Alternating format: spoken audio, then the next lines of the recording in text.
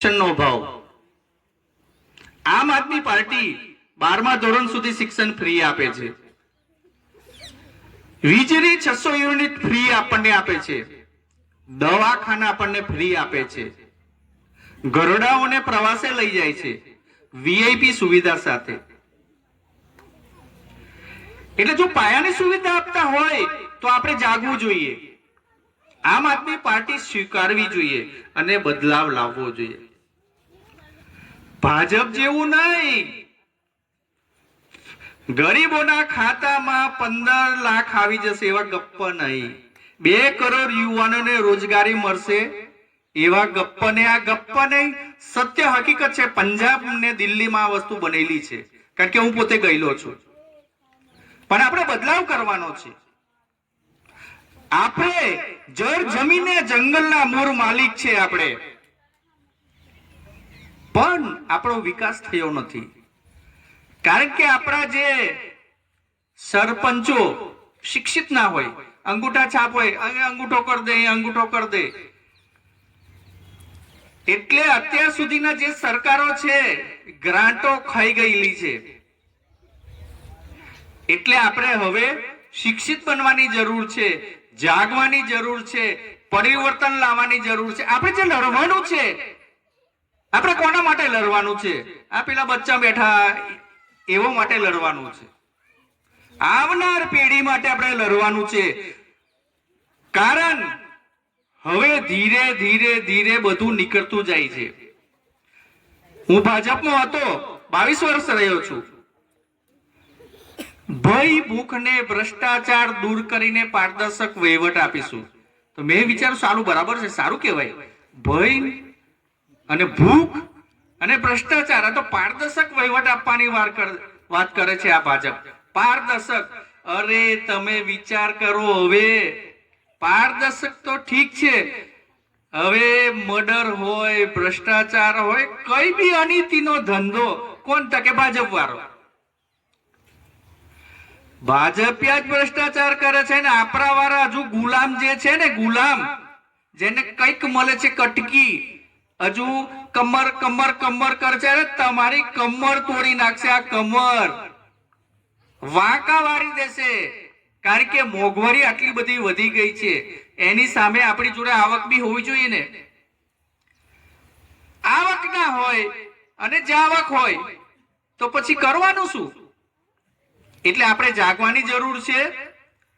આવનાર પેઢીને આપણે જો બચાવી હશે તો આપણે પરિવર્તન આવનાર તાલુકા પંચાયત ને જિલ્લા પંચાયતમાં આપણે લાવવી પડશે. વેચાતા ના. કારણ કે આ લોકો તો એવું જ કહે છે, કોર્ટે 100, 200, 500, આમનું મોત કેટલું?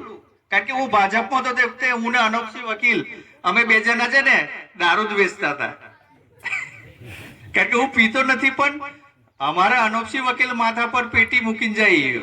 એટલે અમે આ પાપનું કામ કરેલું છે. માતાના સાનિધ્યમાં કહું છું, આ પ્રાયશ્ચિત કરું છું કે માતાજી જે બી કરાવે તો અમને સારું કરાવજો. એટલે અમે સારું જ કરવા આવ્યા છે અને સારું આપણે કરવાનું છે, પણ જાગવાની જરૂર છે. આપણે હવે છેતરાતા ના. પૈસા આપે, ખાવાનું આપે, એ જે આપે તે સ્વીકારતા ના ભાઈ. અને એમ કે છે આપોને મોદી સાહેબ ને, કમન ને, અરે કોઈ સાહેબ નહીં, 1000 હાથ વાળો મોટો સાહેબ છે.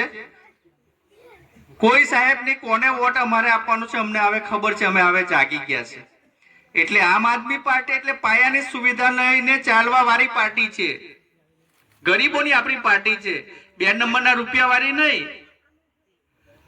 મહેનત કરીને અમે અત્યારે જે ફરીએ છીએ, પોતાનો ખર્ચો કરીને ફરીએ છીએ. કારણ કે દેશ આઝાદ કરાવવા માટે અમારા જેવા વકીલોએ બહુ ભોગ આપેલો છે. તો આપણે કેમ નહીં આપીએ? હું બી પોતે આદિવાસી છું ને, કેમ મને મારા આદિવાસીઓનો ઉદ્ધાર થતો હોય તો કામ મારે કરવું જોઈએ. એવું દરેક વ્યક્તિઓ વિચારો અને આવનાર સમય આપણા ઉજ્જવળ ભવિષ્ય આપણા બાળકોનું બને એવું વિચારીએ. કારણ કે કહેવું તો ઘણું છે, પણ હજુ અમારા ઘણા વક્તાઓ જે છે એ આપણને આગળ ગાઈડન્સ આપશે. અને હું તમને છેલ્લે એક વસ્તુ તમને કહીને જઉં છું, માતાના સાનિધ્યમાં એવા છો, શક્તિના ખોરામાં બેઠા છો. આપણે બદલાવ 100% લાવશો ને? તમે હાથ ઊંચો કરો. આ હાથ શું કહેવાય છે? જ્યારે લગ્ન થાય છે ને, લગ્ન થાય છે, વર ને કન્યાના બે હાથ મિલાવે છે ને, એક અકેલા થક જાયેગા મિલકે બોझ ઉઠાને.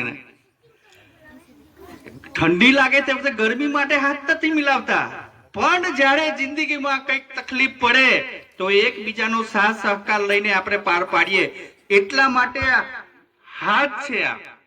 આ વચન આપે છે. તમે જે વચન આપ્યું છે કે હવે અમે અમારા ભાવિ બાળકો માટે બદલાવ કરીશું, એટલે મને વિશ્વાસ છે આદિવાસી એટલે સચ્ચાઈ, નિષ્ઠાને, પ્રામાણિકતાને વરેલો વ્યક્તિ. એ ગોલ ના ફરે. એકવાર બોલી ગયો હા એટલે હા અને ના એટલે ના. એ આપણા બ્લડમાં છે. આપણે ગોલ ના ગબડીએ. હે જર્સી જેવું નહીં, ભેળસીર્યું નહીં. આદિવાસી એટલે કેવું છે મારે ઘણું કેવું. આદિવાસી કોણ, શા માટે ડુંગરમાં આવેલો? પણ હજુ આપણા વક્તાઓ જે છે, આપે જે મને સાંભળો, આપકો ખૂબ ખૂબ આભાર. જય હિન્દ, જય માતાજી.